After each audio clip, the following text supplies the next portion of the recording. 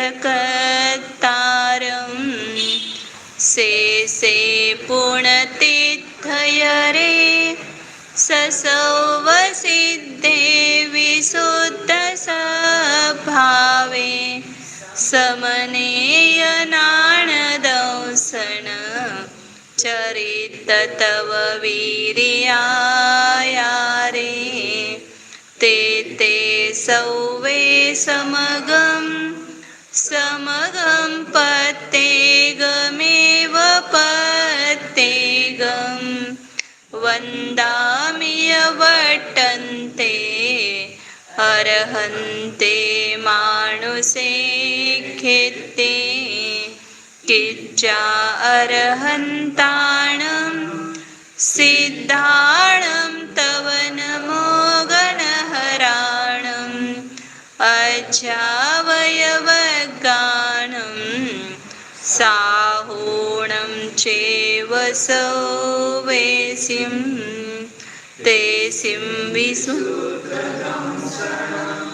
नानपहाना समं समासेच ओ संपयामि सम्मं जतो निवाण संपत्ति। नमस्ते। जय बोलो कलिकाल सर्वज्ञ आचार्य कुंद कुंद देव की जय। बोलो अध्यात्मूर्ति अमृतचंद्र आचार्य देव की जय। बोलो परम पूज्य जयसेन आचार्य देव की जय। बोलो चारित्र चक्रवर्ती समाधि सम्राट आचार्य शांति सागर जी महाराज की जय। बोलो परम पूज्य प्रातः स्मरणीय गुरुदेव समंत भद्रमुनि महाराज की जय। बोलो परम पूज्य आचार्य प्रवरेक्षार सुंदर सागर जी महाराज की जय। बोलो परम पूज्य वात्सल सिंधु मम दीक्षा गुरु आचार्य श्री सुयश सागर जी महाराज की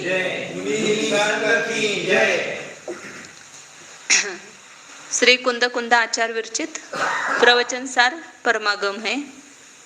इसमें कल अपन ने देखा था कि जो गुणों से हीन हो करके भी अधिक गुण वालों से विनय चाहता है वो भी चारित्र से भ्रष्ट होता है, और जो अधिक गुण हो करके अपने समान ही मान करके हीन गुण वालों के साथ क्रिया में प्रवृत्ति करता है तो वो भी मोह के कारण वो भी चारित्र से भ्रष्ट होता है।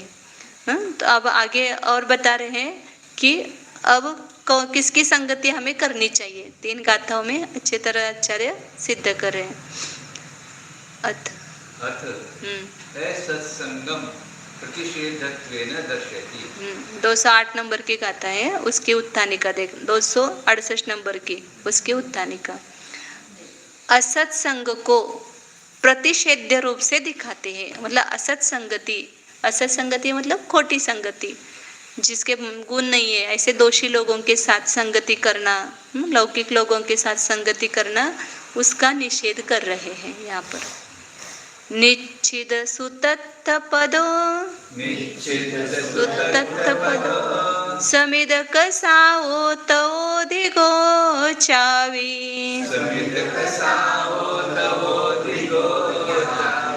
लौकिक जन संसर्गम न चयति यदि संजदो न हवति।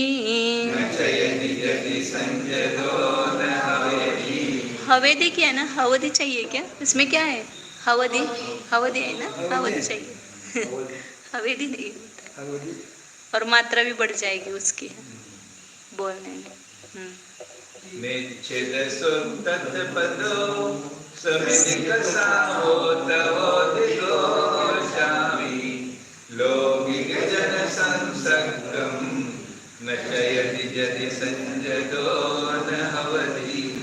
संगति का भी कितना परिणाम होता है ये बताते हैं। स्वयं बहुत गुणी है, फिर भी यदि असत संगति करता है तो नीचे जाता है, मतलब दुर्गति को प्राप्त होता है, उसका चारित्र भी भ्रष्ट होता है। ये बता रहे कि निश्चित सुतत्थ पदो, इसने अर्थ सूत्र अर्थ और पद का निश्चय किया है। मतलब जो जिनेंद्र भगवान ने बताए हुए सूत्र उसको भी जानता है, उसके अर्थ को भी जानता है, मतलब ज्ञान भी है अच्छी तरह से, और कषायों पर भी उपशमित है, कषाय भी मंद है, कषायों पर भी विजय किया है और तप से भी अधिक है, तपश्चरण भी करता है। लेकिन क्या, यदि लौकिक जन संसर्गम न चयति, यदि लौकिक लोगों का संसर्ग नहीं छोड़ता है, तो संचतो न हवति, वह संयत नहीं होता है। मतलब वो संगति का बहुत असर करता है। और यह लौकिक जन मतलब केवल बाहर के नहीं, उनकी तो संगति करना ही नहीं। जो लौकिक साधु है उसको लौकिक जन कहा है यहाँ पर। जो साधु ख्याति पूजा लाभ के पीछे लगे हैं, बाहर के कार्यों में ही प्रवृत्ति करते हैं, ऐसे साधुओं की संगति करेंगे तो आपका भी चारित्र बिगड़ जाएगा। क्योंकि संगति से वो गुण अपने आप असर करता है ना, उनके जैसा अपने को भी करने के भाव होने लगते हैं, अपने भी गुण नष्ट होने लगते हैं। तीनों गाथाओं में बहुत अच्छी तरह समझाएंगे अब यह संगति का, बहुत अच्छा उदाहरण दे करके समझाने वाले। इसको पढ़ते टीका को। सकलस्य अपि विश्ववाचकस्य तद्लक्ष्मणः शब्द ब्रह्मणः तद्वाच्यस्य सकलस्य अपि सल्लक्ष्मणः विश्वस्य च युगपद अनुस्यूत तदुभय ज्ञेयाकारतया अधिष्ठानभूतस्य सल्लक्ष्मणः ज्ञातृतत्त्वस्य निश्चयनात् निश्चित सूत्र अर्थ पदत्वेन निरुपराग उपयोगत्वात् समिति कषायत्वेन बहुशः अभ्यस्त निष्कंप उपयोगत्वात् तपः अधिकत्वेन च सुष्ठु संयतः अपि सप्तार्ची संगतम तोयम एव अवश्यंभावी विकारत्वात् लौकिक संगात असंयतः एव स्यात्। ततः, हाँ इतना अर्थ करते हैं कि अतः जिस कारण से, तीन विशेषण दिए थे ना, तीन विशेषणों को सिद्ध करते। कैसा है संयत? सकलस्यापि विश्ववाचकस्य सत्लक्ष्मणः शब्द ब्रह्मणः, शब्द ब्रह्म का विशेषण किया। शब्द ब्रह्म मतलब जिनवाणी, आगम जो है, जो परंपरा से चला आ रहा है आगम, वो कैसा है? सत जिसका लक्षण है। लक्ष्मण मतलब लक्ष्य, लक्षण अपन बोलते हैं ना, लक्षण, लक्ष्य, लक्षण, उसको लक्ष्मण शब्द है, लक्ष्मण। तो हाँ, लक्ष्मण का लक्ष्मण ऐसा हो गया, षष्ठी का एक वचन। सत जिसका लक्षण है और जो संपूर्ण विश्व का वाचक है। ये जिनवाणी, ये वाचक है, शब्द वाचक होते हैं, वस्तु को बताते। मैंने जैसे कहा कि आत्मा, ये शब्द क्या हो गया? वाचक। और वो किसको दिखाता है? आत्मा को। तो आत्मा क्या हो गया? वाच्य। पदार्थ को बोलते वाच्य और शब्द को बोलते वाचक। जैसे दीपक प्रकाशक है, वस्तु प्रकाश्य है, ऐसे शब्द वाचक है और वस्तु वाच्य है। तो ये जितने भी आगम के शब्द है वो सब क्या है? वस्तु के स्वरूप को बताने वाले हैं, इसलिए उनको वाचक बोलते हैं। संपूर्ण विश्व के वाचक, सत्ता जिसका लक्षण है, ऐसे शब्द ब्रह्म का उन्होंने अध्ययन किया है। और तद वाच्य से, अब उस शब्द ब्रह्म का वाच्य क्या है? संपूर्ण विश्व। ये संपूर्ण विश्व को ही बताया ना, इसमें जिनवाणी में क्या बताया है? तो संपूर्ण सत्ता जिसका विश्व का भी लक्षण सत है, शब्द ब्रह्म का भी लक्षण सत है, अस्तित्व रूप है। सत मतलब अस्तित्व। तो अस्तित्व जिसका लक्षण है, ऐसे संपूर्ण विश्व जो वाच्यभूत है उस आगम का, उसका। और युगपद अनुस्यूत तदुभयद नेयाकारतया, एक साथ अनुस्यूत रूप से मतलब अखंड रूप से उन दोनों को, मतलब शब्द और अर्थ, इन दोनों को भी नेयाकार रूप से अधिष्ठान भूतस्य, इन ये दोनों भी ज्ञान, शब्द भी हमारे ज्ञान में झलक रहे हैं और शब्द के द्वारा बताई हुई वस्तु भी हमारे ज्ञान में झलक रही है। तो दोनों भी ज्ञेय हो गए ना। क्या ज्ञेय हो गए? अब मैं शब्द बोल रही हूँ, आपको सुनाई दे रहा है, तो आपके ज्ञान का ज्ञेय बन गया। और शब्द का जो अर्थ है वो भी आपके ज्ञान का विषय हो गया। तो शब्द और अर्थ दोनों भी ज्ञेय है, उसके आकार ज्ञान में झलकते हैं। ये इसने अमुक शब्द कहा है और ये शब्द का ये अर्थ है। ऐसे दोनों शब्द और अर्थ ये दोनों भी नेयाकार रूप से अधिष्ठानभूत, उसका आधार कौन है? नेयाकार का आधार किसमें? नेयाकार है, ज्ञानाकार में। ज्ञानाकार है क्या हो गया, आधार हो गया। दर्पण आधार है, उसमें वो प्रतिबिंब झलकता है, तो बाहर का प्रतिबिंब और उसमें जो न्याकार पर्याय झलकी है वो, तो इन दोनों के वो शब्द और अर्थ के न्याकार का अधिष्ठान जो है, और उसका भी लक्षण क्या है, सत्ता। मैंने 3 सत है, शब्द सत, अर्थ सत, ज्ञान सत, 3 हो गए ना। शब्द जो है वो भी अस्तित्व रूप है, उसका जो अर्थ वाच्यभूत अर्थ है वो भी सतरूप है, और उन दोनों को जानने वाला ज्ञान ये भी सतरूप है।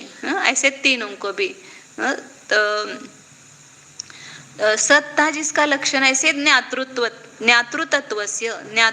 का निश्चयनात्, निश्चय करने से, इसको तीनों का भी निर्णय है, ये शब्द है, उसके वाच्यभूत ये वस्तु है, और इन दोनों को जानने वाला मेरा ज्ञान है, दोनों भी न्याकार है। इस प्रकार उसको क्या है, इतना परफेक्ट है वो, निश्चयनात्, उसका निश्चय करने से जिसने सूत्र, अर्थ और पद तीनों का निर्णय किया है।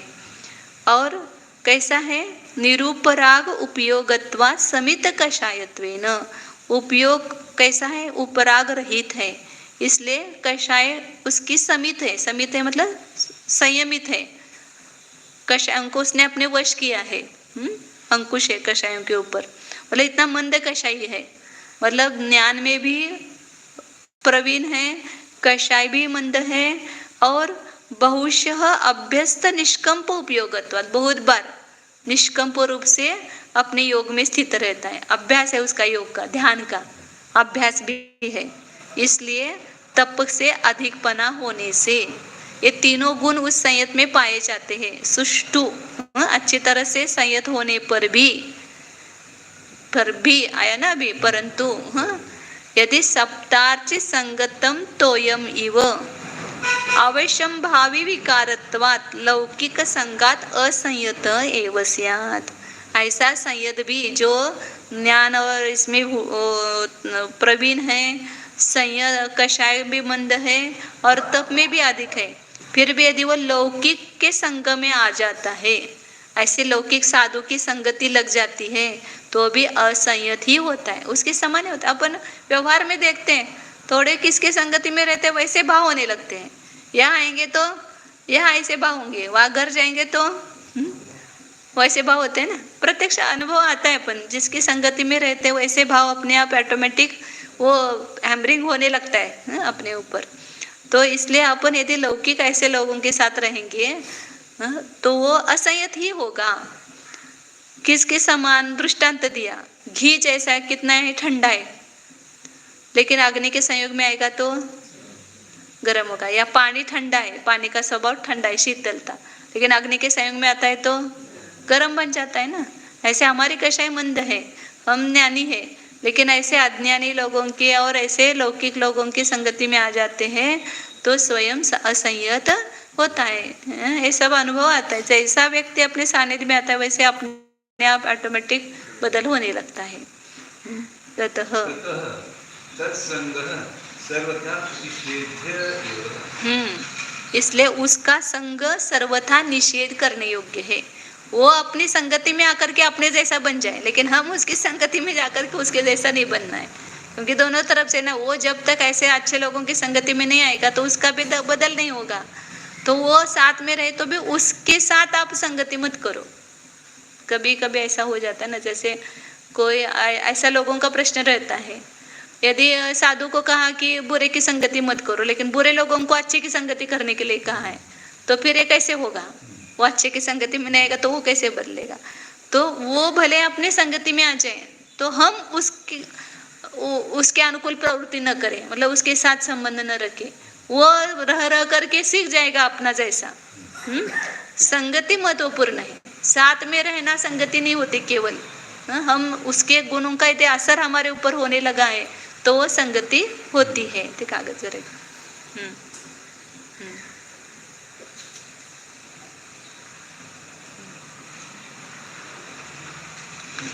आगे इस जैसे नाचार्य की टीका में खुलासा करते हैं। हो गए नहीं?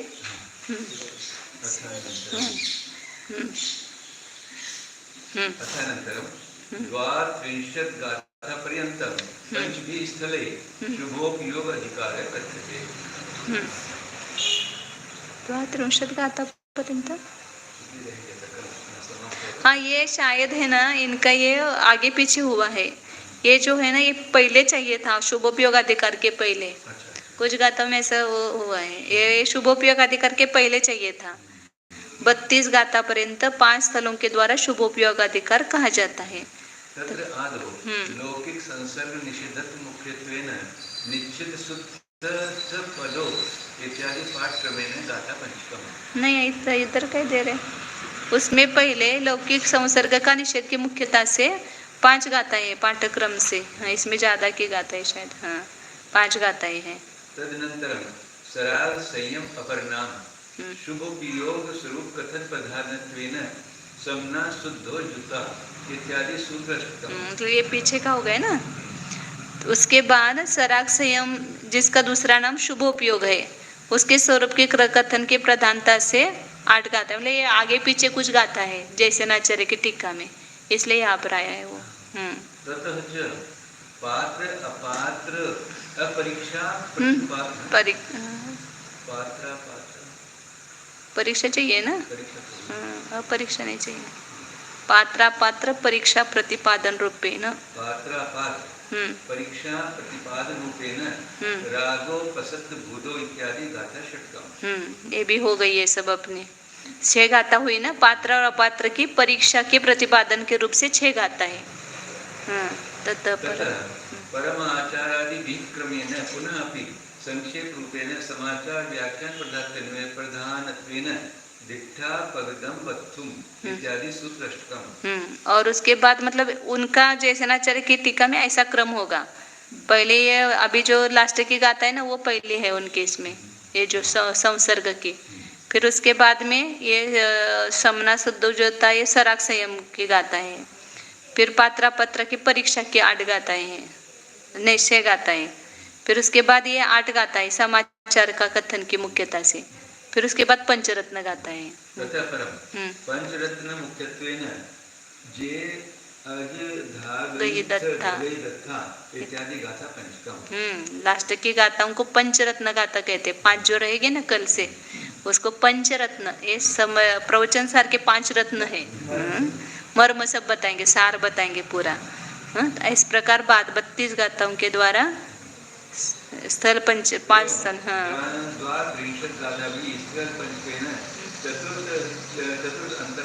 समुदाय पात्रता। 32 गाथाओं से 5 स्थलों से चौथे अधिकार में ये समुदाय पातनिका हुई।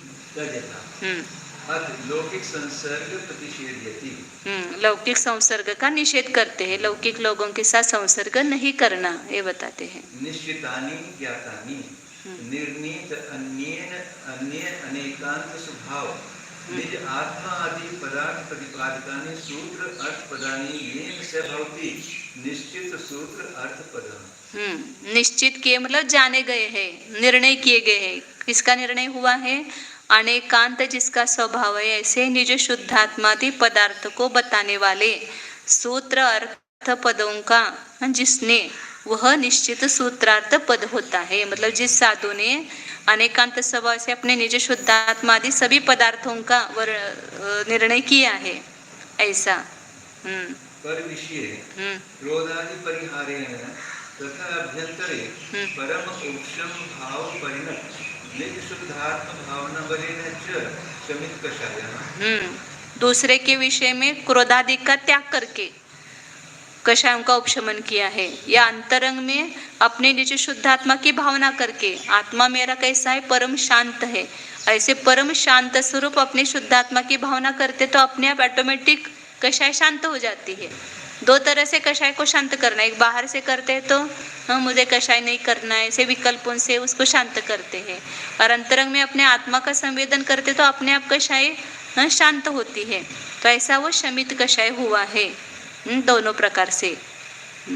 अनशन आदि बहिरंग तपोबलेन तथा अभ्यंतरे शुद्धात्म भावना विषय प्रतिपन्ना विजयनाश्च तपोधिकः च अपि सन् स्वयं संयतः कर्ता उसी प्रकार जो अनुशनादि बहिरंग तप, 6 बहिरंग तप है और अभ्यंतर या 12 के 12 बहिरंग तप कहो, बहिरंग तप के बल से मतलब वो तप करता है बहिरंग, और अंतरंग में क्या करता है, अपने शुद्धात्म तत्व की भावना के विषय में प्रतापवंत होता है, विजयी होता है उसमें, तो वह तप से अधिक है। मतलब ऐसे तीनों गुण है। सूत्र अर्थ पद का निर्णय किया है, अंतरंग में निज शुद्धात्मा की भावना से कषायों को शमित किया है, और अभ्यंतर शुद्धात्म तत्व की भावना में प्रतापवंत होने से तब से भी अधिक है। हाँ, ऐसे गुणों से सहित है। कौन? संयत, संयत रूप करता। लौकिकः स्वेच्छाचारिणः तेषां संसर्गः लौकिक संसर्गः तम न त्यजति यदि चेत् तर्हि संयतः न भवति। यदि ऐसा संयत गुणों से सहित ऐसा जो संयत है वह लौकिक मतलब स्वेच्छाचारी, अपने मन में जैसा है वैसा आचरण करने वाले, स्वच्छंद आचरण, अपना अपना नियम भी बनाते हैं, स्वच्छंदी, ऐसे साधुओं के साथ संसर्ग मतलब लौकिक संसर्ग कहते हैं उसको, तम न त्यजते, उसको नहीं छोड़ता है, ऐसे साधु की संगति नहीं छोड़ता है तो वो संयत नहीं होता है। अयमात्र अर्थः स्वयं भावित आत्मापि यदि असमृद्ध जन संसर्गं न त्यजति तदा अति परिचयाद अग्नि संगतम जलम इव विकृति भावं गच्छति। यदि स्वयं भावित आत्मा भी स्वयं आत्मा की भावना करता है फिर भी ऐसे असंवृत जन मतलब असंयमी ऐसे साधुओं के साथ संसर्ग नहीं छोड़ता है, मतलब जब साधु संगति में आने पर तुरंत पता चलता है ना ये किस टाइप का है, तभी उसकी संगति छोड़ दो, फिर वो ज्यादा दिन रहने लगेंगे तो अपने भी परिणाम उसके समान होने लगेंगे।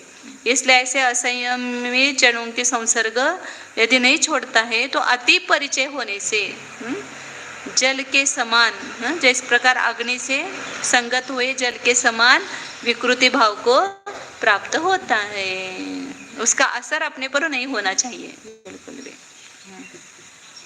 अब लौकिक किसको कहना, अभी लौकिक शब्द है ना, लेकिन लौकिक मतलब कौन, उसका लक्षण बताएंगे आगे।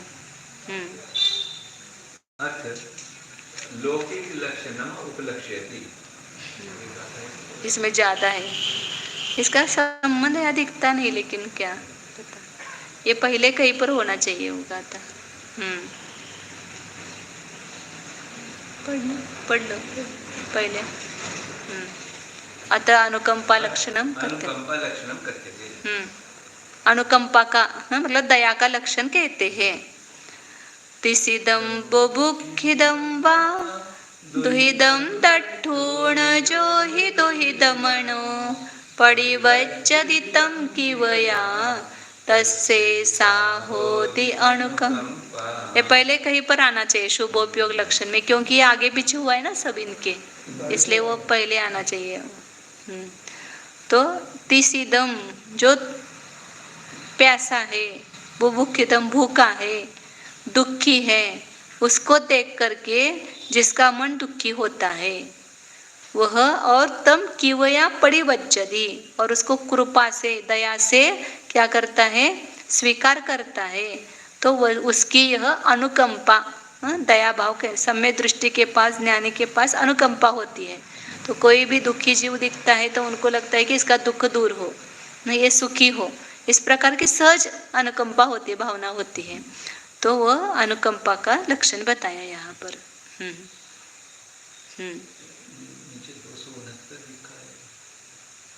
नहीं वो तो हाँ आगे। रक्षितं वा बुभुक्षितं वा दुःखितं वा दृष्ट्वा कमपि प्राणिनं यह ही स्फुटं दुःखित मनसं प्रतिपद्यते स्वीकरोति। जो प्यासा है, भूखा है, दुखी है, ऐसे को देख करके किसी भी प्राणी को दुखित मन वाला हो करके, मतलब देख करके स्वयं दुखित मन वाला होता है कि इसका दुख कैसे दूर हो, और उसको स्वीकार करता है, उसका मतलब उसको अभय दान देता है, उसको सब उसके दुख को दूर करने के लिए प्रयत्न करता है। तम प्राणिनं दया कृपया दया परिणामेन तस्य पुरुषस्य एषा प्रत्यक्षीभूता शुभोपयोग रूप अनुकंपा दया भवति इति। उस पुरुष की यह प्रत्यक्षीभूत शुभोपयोग रूप अनुकंपा दया होती है। इमां च अनुकंपां ज्ञानी स्वस्थ भावना अविनाश्यन संक्लेश परिहारेण करोति। यह अनुकंपा जो है ज्ञानी कैसा करता है, अपनी स्वस्थ भावना का नाश न करते हुए। तो बहुत सारे लोगों को ऐसा देखा, ऐसी दया करते कि स्वयं रोने लगते हैं, स्वयं ऐसे अंदर में ताप करने लगते हैं। ऐसा नहीं होना चाहिए। अपनी साधना न छोड़ते हुए उनके दुखी मन के दुख को दूर करो। तो अनुकंपा ज्ञानी जो है वो स्वस्थ भावना का नाश न करते हुए संक्लेश परिहार से करता है। संक्लेश नहीं करता है, उसका दुख दे करके स्वयं ही संक्लेश करने लगे, ऐसा नहीं करता। संक्लेश को त्याग करके उसके अनुकंपा करता है। और और अज्ञानी कैसे करता है, संक्लेश से। वो रोने लगे तो स्वयं भी रोने लगेगा, स्वयं भी मतलब उसके जैसे संक्लेश करेगा। संक्लेश से करता है अज्ञानी, दूसरे पर दया। और ज्ञानी कैसे करता है, अपनी स्वस्थ भावना को न छोड़ते हुए उस बेचारे का दुख कैसे दूर हो, ऐसे संक्लेश त्याग पूर्वक विशुद्ध परिणाम रखकर ही करते हैं। कभी भी यह अपना घात करके नहीं करना है कुछ भी, ये पहले भी आया था। स्वयं की साधना का घात न करते हुए वैयावृत्ति करो। ऐसी वैयावृत्ति के लिए हमारे सब गुणों को हम छोड़ देंगे या हमारे संयम का घात करेंगे तो उससे उसका भी कल्याण होने वाला नहीं और अपना भी कल्याण होने वाला नहीं। अब आगे लौकिक लक्षण को बताते हैं। लौकिक लक्षणम उपलक्ष्यति। लौकिक लोगों की संगति छोड़ने के लिए कहा, लेकिन लौकिक किसको कहना ये तो पता होना चाहिए ना, इसलिए उसका लक्षण बता रहे। निगंथम पौवैदो वट्टदि जदि एहि गेहि कम मेहिम सोलोगी गोत्ति भणिदो संजम तव संपजुत्तोवी निगंथम पौवैदो वट्टदि जदि एहि गेहि कम मेहिम सोलोगी गोत्ति भणिदो संजम तव संपजुत्तोवी। चावी गेले काय, संजुदो चावी, याच्या संपजुत्तो असं केलंय त्याने। निगंथम पवैदो, जो कैसा है निर्ग्रंथ रूप से दीक्षित है, मतलब मुनि दीक्षा धारण की है, मुनि बना है, लेकिन एहि गेहि कम में ही वट्टदी, आही कर्मों के साथ ही रहता है। मतलब यह लोक संबंधी सब कार्यक्रम करना, ये करना वो करना, ऐसे ये बनाना वो बनाना, ऐसे अहिक कार्यों के साथ में ही रहता है, तो वह सो लोगी गोत्ती संयम तप संजुत्तोवी। यदि भले वह संयम से और तप से युक्त भी है, उपवास आदि तपस्या भी करता है, संयम भी है, फिर भी अहिक कार्यों के साथ, मतलब जैसे लौकिक लोग बाह्य कार्यक्रमों में व्यस्त रहते हैं, स्वाध्याय नहीं कुछ नहीं, और अपने बाहर के लोगों के साथ बस संभाषण चर्चा और ऐहिक कार्यों को करने में व्यस्त रहते हैं, तो उसको लौकिक, ये किस लिए करते, ख्याति पूजा लाभ के लिए, तो इसलिए उनको लौकिक, ऐसे साधु को ही लौकिक संज्ञा है। बाकी के लोग तो लौकिक है ही है, उनके साथ तो साधु को संगति करने का निषेध ही किया है, लेकिन जो लौकिक साधु है उसके साथ भी संगति नहीं करनी चाहिए दूसरे साधु को। नीचे परम नैर्गंध्य प्रवर्ज्यत्वात् उद्दूढ़ संयम तपोभारापि मोह बहुलतया श्लथीकृत शुद्ध चेतन व्यवहार मोह मनुष्य व्यवहारेण व्याधूर्ण मानत्वात् ऐहिक कर्म अनिवृत्तो लौकिक इति उच्यते।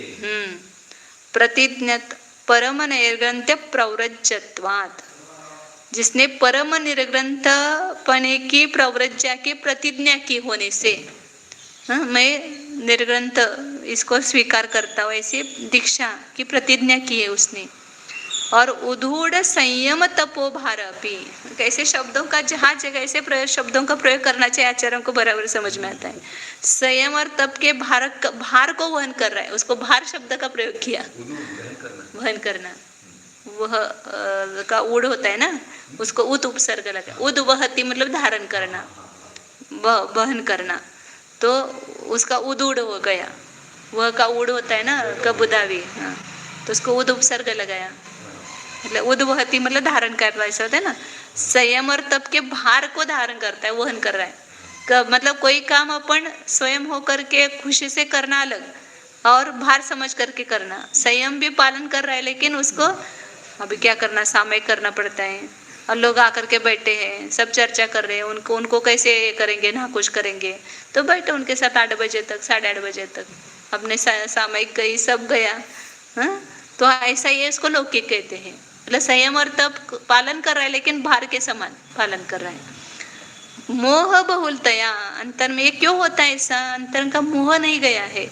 मोह की बहुलता होने से श्लतीकृत शुद्ध चेतन व्यवहार, जिसने शुद्ध चेतन के व्यवहार शिथिल हो गया है। मतलब आत्मा के साथ व्यवहार करना था, अपने आत्मा में स्थित रहना था, लेकिन वो उससे हट गया। उसको टाइम ही कहाँ से मिलेगा। इस लौकिक साधु के लौकिक कार्यों के साथ वो रहता है, तो उसको अपने सामयिक के लिए 8 बजे तो भी सामयिक में बैठते नहीं। तो ये सब अपना शुद्ध चेतन का व्यवहार नष्ट हो जाता है, शुद्ध शिथिल हो जाता है। मुहु मनुष्य व्यवहार है ना व्याघूर्ण मानत्वाद, जैसे लोग मनुष्य व्यवहार करते ना, लोग आनेंगे, उनकी खुशामद करना, उनको बिठाना, उनकी व्यवस्था करना, बस ऐसे ही कार्यों में लगे रहते हैं। ये साधु के द्वारा करने योग्य नहीं है।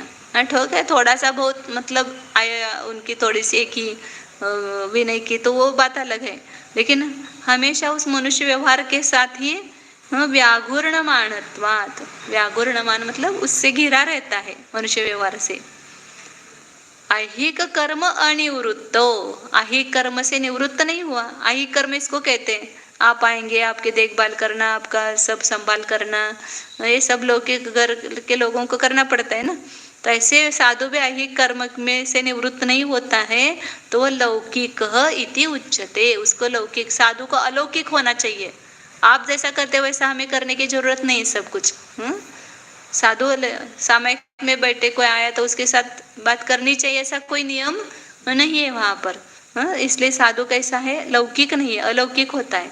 लेकिन यह लौकिक क्यों बन गया, क्योंकि मनुष्य जैसा व्यवहार करता है और अपने आत्मरूप व्यवहार से शिथिल हो गया है। ऐसे साधु को लौकिक ऐसा कहते हैं, और ऐसे लौकिक साधु की संगति नहीं करना। अभी वर्तमान में भी समझ में आता, दिखाई देता है कौन लौकिक है, कौन कैसे है, कौन अपना संयम का पालन करते हैं। लौकिक लक्षणम कथयति वस्त्रादि परिग्रह रहितत्वेन निर्गन्ध अपि दीक्षा ग्रहणेन प्रवर्जितः अपि वर्तते। यदि चेत् कहीं कर्म भी भेद रतंत्र्य भावनाशकहि ख्याति पूजा लाभ निमित्त ही ज्योतिष मंत्र वाद वेदक आदि भी ऐहिक जीवन उपाय कर्म भी सलौकिक व्यावहारिक सलौकिक व्यावहारिक इति भणितः। लौकिक का लक्षण कितना अच्छा दिया, देखो। वस्त्रादि परिग्रह रहितत्वेन, वस्त्र छोड़ा है, परिग्रह छोड़ा है, घर बार सब, इसलिए निर्ग्रंथ है। और दीक्षा ग्रहण की है इसलिए प्रव्रजित है। फिर भी वर्तन करता है कैसे, ऐहिक कार्यों के साथ। और ऐहिक कार्य कैसे है, भेद रत्नत्रय और अभेद रत्नत्रय का नाश करने वाले हैं। लौकिक कार्यों के साथ हम रहेंगे तो वो क्या होगा, भेद रत्नत्रय अभेद रत्नत्रय का नाश होगा। उसके नाश के कारण कौन से ऐहिक कर्म है वो दे रहे, ख्याति पूजा लाभ के निमित्त, मेरी प्रसिद्धि हो, मेरी पूजा हो, मुझे अमुक वस्तुओं की प्राप्ति हो, मैं इनको दवाई बताऊंगा तो वे मुझे ध्यान देंगे। ऐहिक ये लाभ के लिए करते हैं। यह अपनी सब जगह प्रसिद्धि हो।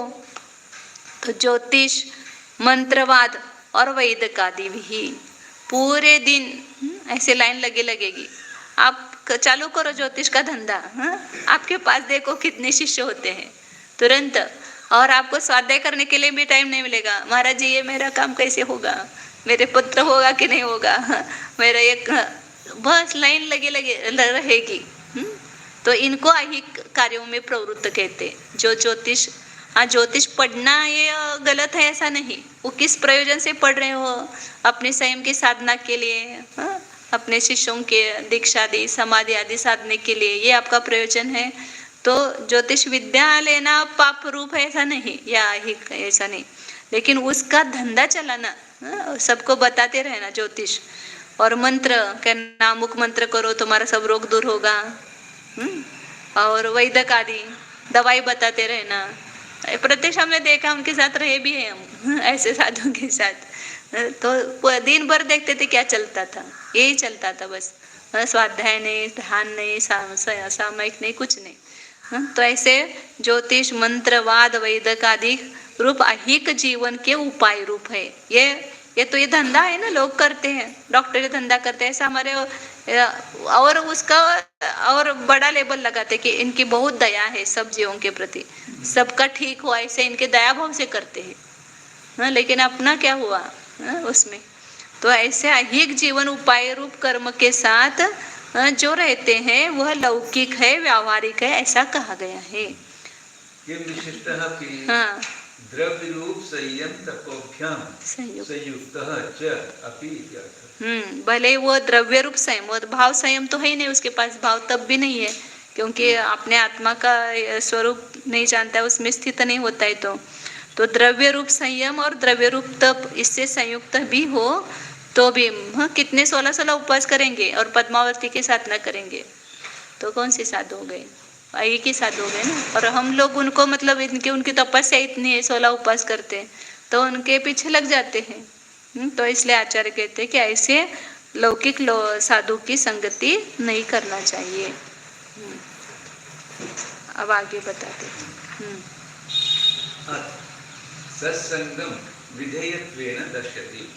बहुत सबका उपसंहार रूप गाता ही है। अब यहाँ पर ऐसे तीसरा अधिकार समाप्त होता है, फिर आगे की 5 गाथा जो है पूरा संपूर्ण शास्त्र का निसार बताने वाले हैं, या संपूर्ण जिनागम का ही सार बोलो, उसमें 5 गाथाओं में है। तो ये एकदम अच्छी गाथा है। सत्संग, असत्संग को छोड़ना चाहिए और सत्संग को करना चाहिए। बोला अच्छी की संगति करना, सत्संगति मतलब सत मतलब जो सज्जन है उसकी संगति करनी चाहिए। तो उसको विधेय रूप से बताते हैं। तम्मा समम गुणादो समनो समणम गुणे हि वा अह्यम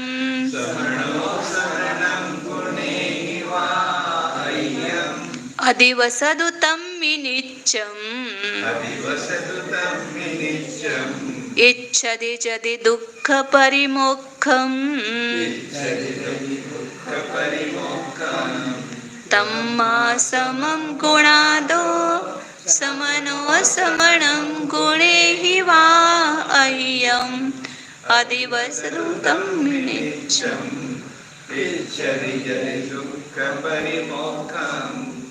तम्मा मतलब पिछले गाथा का संबंध रहता है। यदि लौकिक लोगों की संगति करने से असंयत होता है, इसलिए क्या करना चाहिए? यदि समनो दुख परिमोक्षम इच्छति, यदि हम दुख से छूटना चाहते हैं, यदि सच्चे रूप से आपको दुख से छूटना है, क्या क्यों मुनि बने हैं? मुझे दुख से छूटना है। तो यदि आपकी सच्ची अभिलाषा है कि मुझे इस संसार दुख से छूटना है, निर्णय है क्या यह सबका? संसार दुख से छूटने का निर्णय है कि संसार दुख में गिरने का? कितने भी कभी इतने सारे अपने को प्रसंग मिलते हैं वहां से छूटने के, लेकिन छूटते नहीं, हम वापिस उसको पकड़ के रखेंगे और थोड़ा मेरा छूट जाएगा इसलिए और दृढ़ता से पकड़ेंगे उसको। तो आचार्य कहते हैं कि यदि पहले भी होता है, यदि दुख परिमोक्षम परिवज्जतु सामान्यम, यदि दुख से छोड़ना चाहते हो तो श्रामण्यपणे का स्वीकार करो। गृहस्थ अवस्था में रह करके आपका दुख नष्ट नहीं होगा। सच्चा सुख का उपाय क्या है? रत्नत्रय है, और वह यहीं पर प्राप्त होगा मुनि अवस्था में। इसलिए यहाँ पर भी आचार्य शर्त दे रहे हैं, यदि दुख से मुक्त होना चाहता है तो क्या करें कि गुणादो समम गुणैहि अहियम व समनम अधिवत्सदु। ये काम करो, आपको दुख से छूटना है तो अपने गुणों के समान गुण वाले के साथ या अपने गुणों से अधिक गुण जिसमें है ऐसे श्रवण के साथ आप रहो, तो आप दुख से छूट पाओगे। कम से कम अपने से हीन गुण वालों की संगति मत करो। कम से कम आपके समान गुण जिसके साथ जिसमें है उसकी तो संगति करो, तो आपके गुणों की रक्षा होगी। आपके गुण नष्ट नहीं होंगे। या अधिक गुण वाले की संगति करेंगे तो हमारे गुण और बढ़ जाएंगे। इसलिए ये नियम मुनि अवस्था में है, ऐसा नियम श्रावक अवस्था में भी है।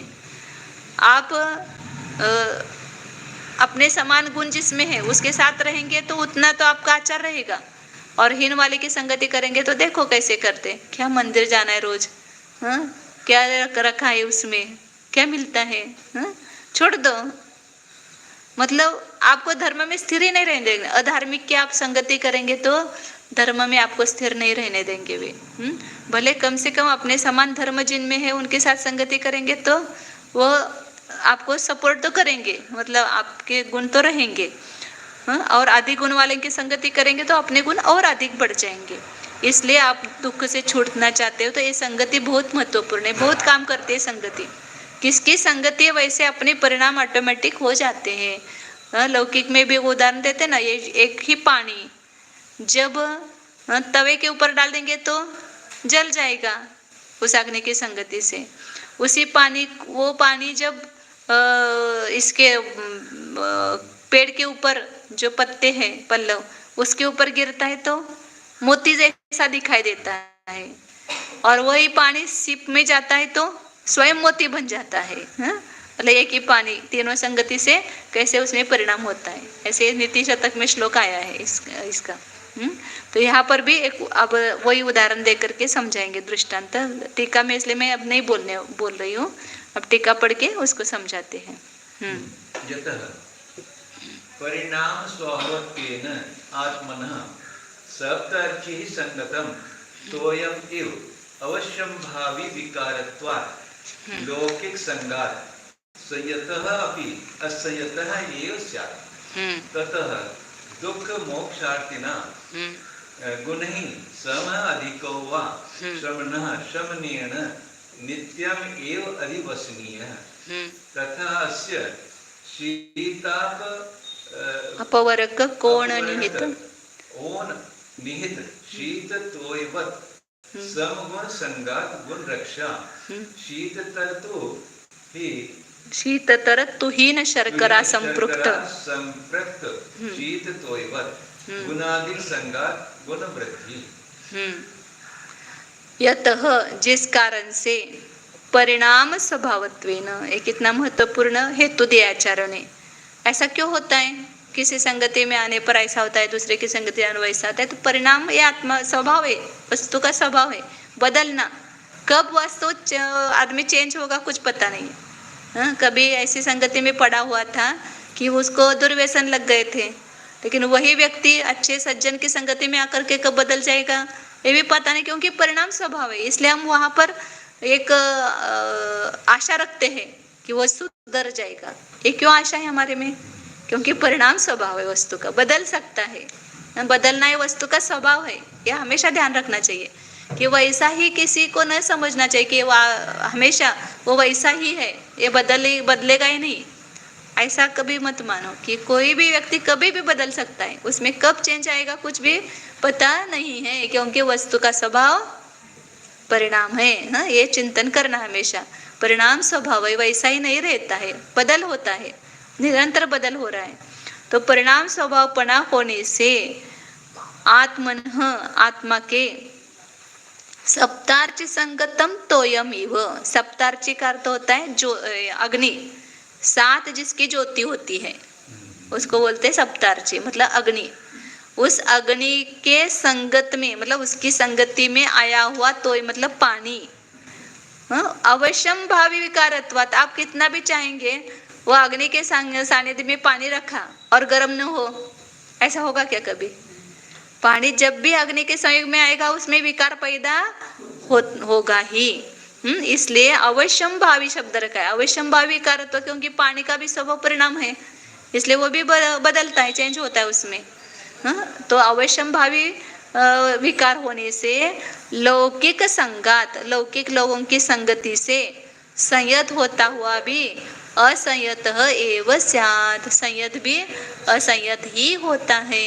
तो यदि ऐसी इच्छा है हमको अंतरंग में कि मुझे असंयत नहीं होना है, मुझे शिथिल नहीं होना है, तो ऐसी संगति छोड़ दो ऐसे लोगों की।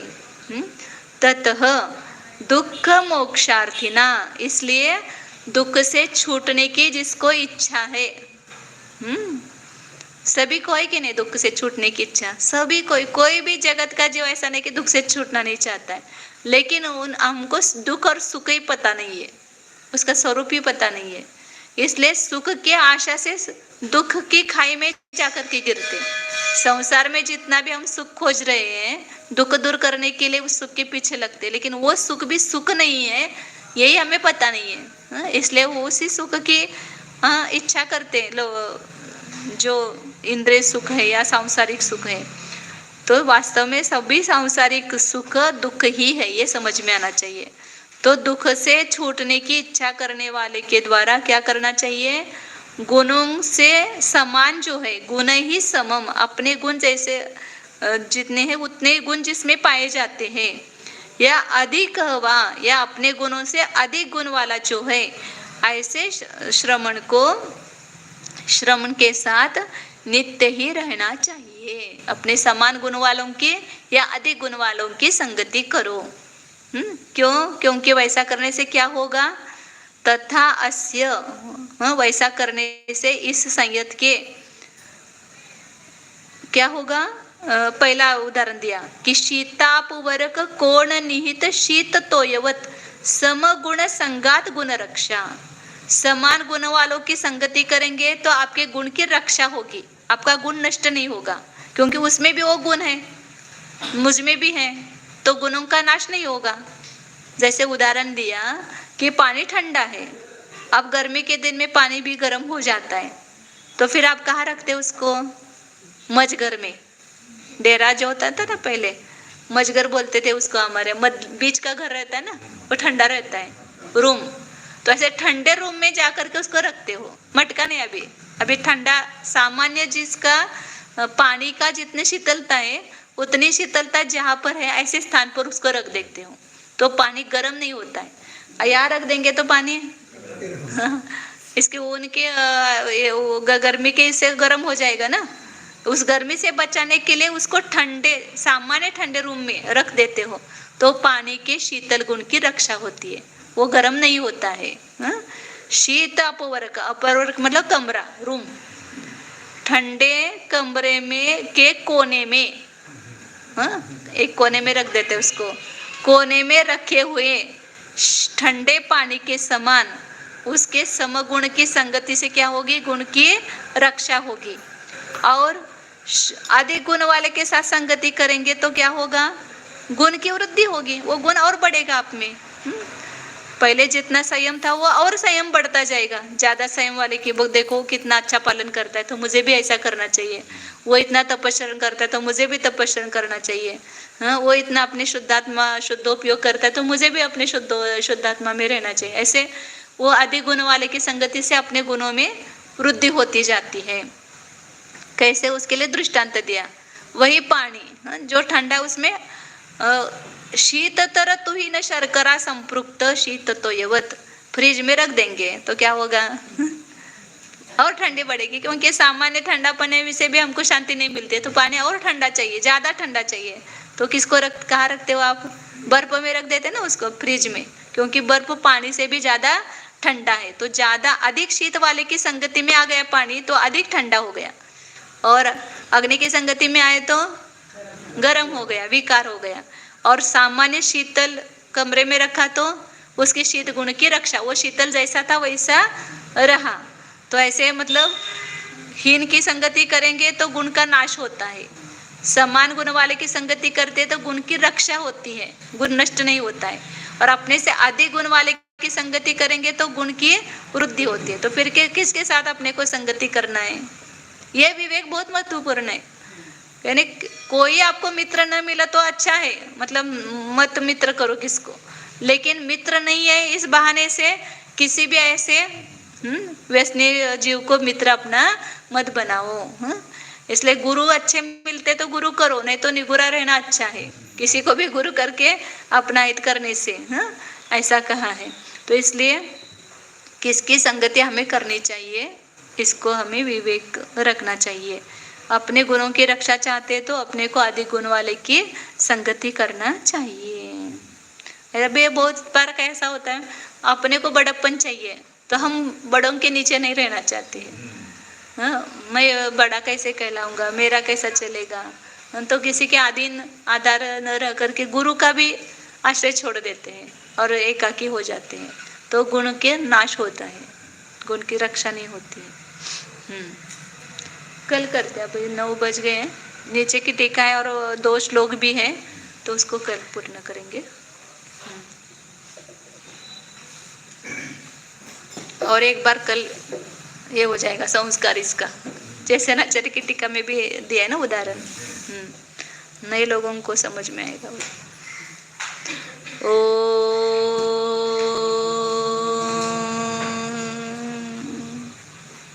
जानिए, आंखें बंद करके अंदर देखिए। देखना मतलब जानना है, आंख तो बंद करना है। आंख बंद करने के बाद भी हमें कुछ महसूस हो रहा है कि नहीं हो रहा है, देखो अंदर, ज्ञान से देखो।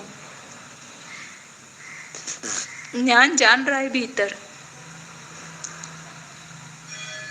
अंदर क्या प्रतिभासित हो रहा है। तो संपूर्ण शरीर हमारे ज्ञान में आ रहा है और उस शरीर में संवेदना भी अपने ज्ञान में आ रही है। तो ये संवेदना किसका गुण है, शरीर का तो नहीं है। शरीर तो पुद्गल परमाणुओं का पिंड है, शव के समान है। तो ये संवेदना कौन कर रहा है, तो ऐसा ही संवेदनशील पदार्थ है यहाँ पर, उसके अमूर्तिक प्रदेश है, स्पर्श रस गंध वर्ण रहित। ऐसे अमूर्तिक प्रदेश होने के कारण दिखाई नहीं दे रहा है, लेकिन उसका अनुभव हो रहा है। तो अंदर फीलिंग करो, ये जो संवेदन रूप है यही मैं हूँ। यह जो ज्ञानात्मक पदार्थ है, बुद्धिशाली जीव है, वही मैं हूँ। जो दिखाई दे रहा है शरीर, वह मैं नहीं हूँ। ये तो स्पर्श रस गंध वर्णमय पुद्गल परमाणुओं का पिंड है। जैसा अपन मिट्टी का घट देखते हैं, स्पर्श रस गंध वर्ण स्वरूप वह अनेक पुद्गल परमाणुओं का पिंड है, वैसे शरीर भी एक घट ही है। इसकी भी रचना पुद्गल के परमाणुओं से हुई है। ये पुद्गल परमाणु स्पर्श रस गंध वर्णमय ही है, इसका हम जान रहे हैं, शरीर को भी देख रहे हैं, और शरीर के भीतर जो ज्ञान का अनुभव हो रहा है वो भी हमें ज्ञान में आ रहा है। तो अब इसमें विवेक करो कि कौन सा पदार्थ मैं हूँ। ये शरीर पदार्थ मैं हूँ क्या, ये तो मैं कैसे हो सकता हूँ, क्योंकि जब मैं चला जाता हूँ तब भी शरीर यहाँ पड़ा रहता है और इस शरीर को जला देते हैं, फिर भी इसको कुछ समझ में नहीं आता। तो ये अज्ञानी पदार्थ, अचेतन पदार्थ मैं कैसे हूँ। तो अभी जो जिंदा शरीर है वह भी मैं नहीं हूँ। इस जिंदे शरीर में जो जीव है, जो चैतन्य का अनुभव कर रहा है, मैं का संवेदन कर रहा है, ऐसा एक चेतनात्मक पदार्थ है, यही मैं हूँ, ऐसा भाव भाषण करो। आज तक तो हमने इस शरीर को ही मैं माना, इस शरीर के रूप को ही अपना रूप माना और इसमें ही मोहित हुए। अब इस मोह को छोड़ो और जो वास्तविक पदार्थ है इस शरीर के भीतर, उसका एहसास करो, फीलिंग करो उसकी, और एक बार निर्णय करो, निश्चय करो कि ये जो ज्ञान शरीरी है वही मैं हूँ। कल हमने पढ़ा था तीन वस्तु यहाँ पर है। एक 9 कर्मरूप शरीर एक वस्तु है, इसके भीतर 8 कर्मों का समूह रूप कर्मान शरीर रूप दूसरी वस्तु है, और उसके भीतर ज्ञान शरीरी ज्ञान स्वरूप भिन्न वस्तु है। तो इन 3 वस्तुओं में से मैं कौन हूँ इसका निर्णय करो। ये शरीर मैं नहीं हूँ, क्योंकि प्रत्यक्ष हम इससे भिन्न होते हुए दिखाई दे रहा है। एक कर्मान शरीर भी मैं नहीं हूँ, एक कर्म भी मुझसे भिन्न ही है। मैं इन 2 शरीरों से भिन्न ज्ञान शरीरी हूँ, चेतन स्वरूप हूँ। उसमें ही अपने उपयोग को जोड़ो और उसको मय रूप से अनुभव करो। बस यही आत्मानुभव है। शुद्ध चैतन्य स्वरूपो ज्ञानानंद स्वरूपो टंकोत्कीर्ण ज्ञायक स्वरूपो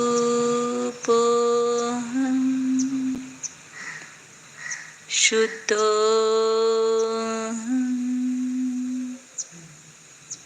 एको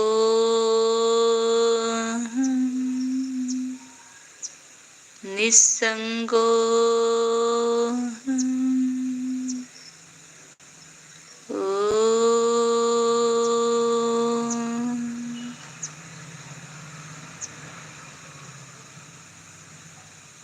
विसर्जन। नमो अरिहन्ताणं, नमो सिद्धाणं, नमो